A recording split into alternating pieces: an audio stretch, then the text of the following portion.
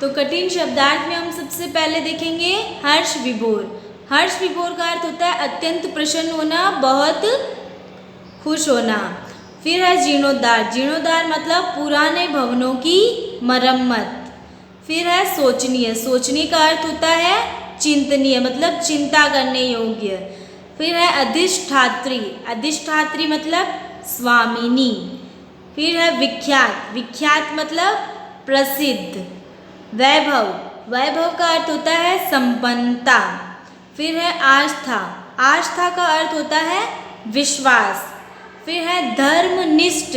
धर्मनिष्ठ का अर्थ होता है धर्म में दृढ़ अनुराग रखने वाला। अनुराग मतलब प्रेम, तो धर्म में बहुत ज़्यादा प्रेम रखने वाला क्या होता है? धर्मनिष्ठ। विदीर्ण होना मतलब आघात पहुंचना। वियोग मतलब बिछोह है, जुदाई। क्षति। क्षति मतलब हानि। और अंत में है शरीरांत। शरीर प्लस अंत, इससे बना है शरीरांत। तो शरीरांत का अर्थ होता है मृत्यु। तो ये आपके पाठ 3 आदर्श माता जीजाबाई के कठिन शब्दार्थ हैं और ये शब्दार्थ आपको अपनी नोटबुक में करने हैं। अब हम अपना पाठ पढ़ेंगे। तो यह है आपका पाठ 3 आदर्श माता जीजाबाई। प्रस्तुत पाठ में यह बताया गया है कि हमें जीजाबाई के आदर्श व्यक्ति से प्रेरणा ग्रहण करनी चाहिए। तो चलिए शुरू करते हैं पाठ। संतान के चरित्र निर्माण में उसकी माता की प्रमुख भूमिका होती है। अपने बालक को वह जिस सांचे में ढालना चाहती है वह उसी में ढल जाता है। जीजाबाई ऐसी ही आदर्श माता थीं। उन्होंने अपने पुत्र शिवाजी को ऐसी प्रेरणा दी कि उससे प्रेरित होकर वे मराठा राज्य की नींव डाल सके। जीजाबाई देवगिरी के यादव लखुजी जाधव राव की पुत्री थी। जाधव राव अहमदनगर के निज़ाम शाह के दरबार में प्रभावशाली सरदार थे। उनके अधिकार में 10,000 सवार थे, जिनके खर्च के लिए पर्याप्त जागीर मिली हुई थी। तो एक माँ जो होती है ना, वो अपने संतान के चरित्र निर्माण में बहुत ही प्रमुख भूमिका निभाती है। वो जैसा चाहती है उसका बच्चा वैसा हो सकता है।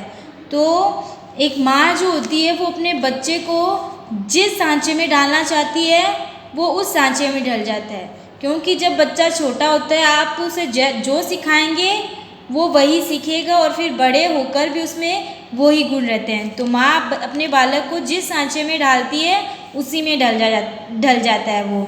और जीजाबाई जो थी वो एक आदर्श माता थी। उन्होंने अपने पुत्र शिवाजी को भी बहुत अच्छी शिक्षा दी थी और उसी का परिणाम है कि वो आगे चलकर इतने अच्छे काम किए कि आज भी लोग उन्हें याद करते हैं।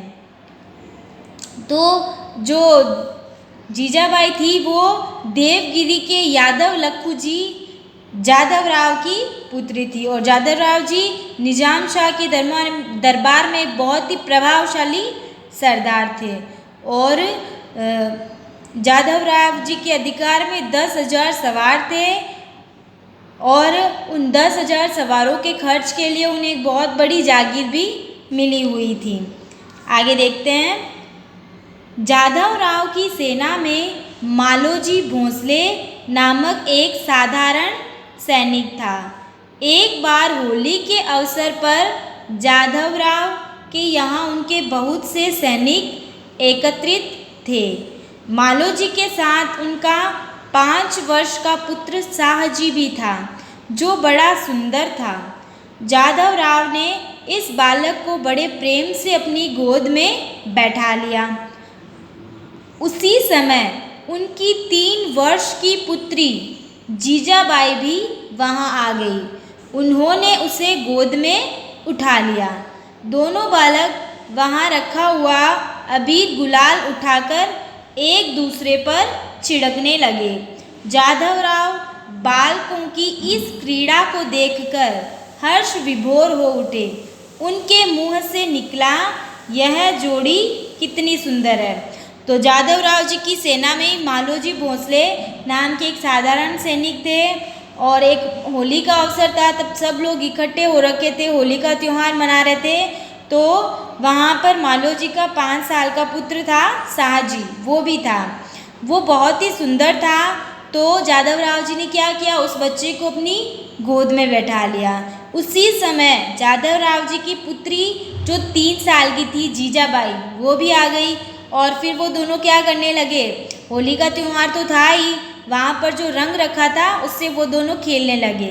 तो जादव राव जी यह देखकर बहुत ही प्रसन्न हो गए और उनके मुंह से ये निकला कि वाह क्या जोड़ी है, कितनी सुंदर जोड़ी है।